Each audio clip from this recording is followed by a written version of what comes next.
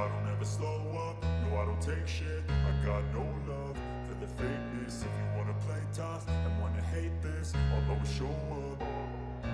I don't ever slow up, no I don't take shit. I got no love for the fakeness. If you wanna play tough and wanna hate this, I'll always show up and make a statement. I don't ever slow up, no I don't take shit. I got no love for the fakeness. If you wanna play tough and wanna hate this, I'll always show up and make a statement. Everything.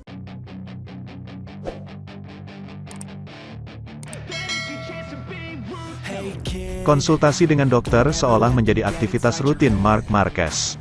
4 kali bersinggungan dengan pisau bedah akibat problem yang sama, membuatnya harus mendapat pengawasan ketat dari dokter. Marquez menunjukkan kemajuan sesuai dengan target.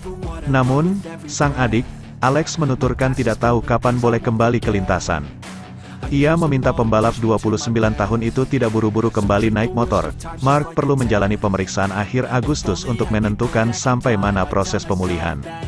Wajahnya tampak berubah lagi, seperti Marc lagi. Saat ini, dengan pembalut karet dan resistensi sangat kecil.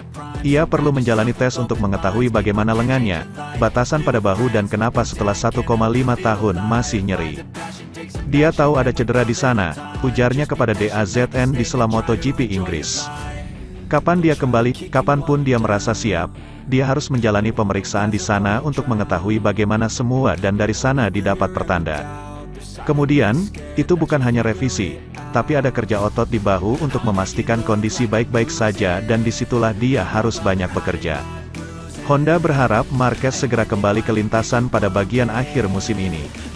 Selain untuk menyelamatkan musim dengan poin yang dihasilkannya, pembalap tersebut dibutuhkan untuk mengembangkan RC213V untuk MotoGP 2023. Musim ini, pabrikan berlogo sayap tunggal tersebut berada di titik nadir, mereka terpuruk pada dasar klasemen.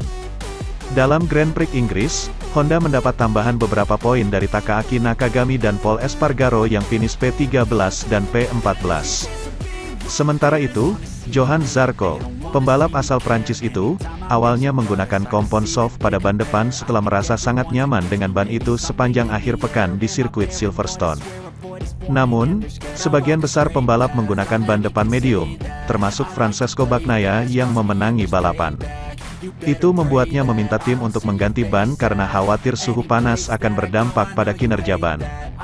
Tapi, Johan Zarco terjatuh di tikungan Vale pada lap kelima sebelum akhirnya menyelesaikan balapan pada lap ke-9. Menanggapi kecelakaan tersebut, Zarco merasa bisa menyelesaikan balapan dengan ban medium, meski daya cengkeramnya sangat kecil. Oleh karena itu, ia terkejut mengalami kecelakaan seperti itu. Jadi, tidak ada kesempatan bagi saya hari ini, suhu yang hangat mendorong saya untuk menggunakan ban depan medium, yang merupakan ban bagus karena Pecco menang di dengan itu, kata Zarco.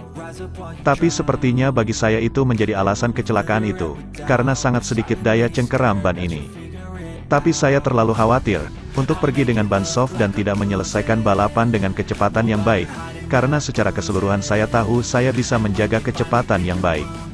Saya mengetahui dengan cukup baik kinerja ban medium, itu sebabnya saya cukup percaya diri dan lap pertama cukup bagus. Kecelakaan itu jelas memberikan kekecewaan bagi Johan Zarco yang seharusnya dapat meraih kemenangan pertamanya di MotoGP. Saya terkejut mengalami kecelakaan di tikungan 8 dan jelas saya kecewa. Cukup sulit untuk menyatukan semua hal untuk mendapatkan kemenangan, ujarnya. Saya harap saya akan berada dalam performa bagus lagi di Austria. Bisa memiliki perasaan yang sama seperti akhir pekan ini dan selama balapan membantu saya untuk berkembang di Ducati.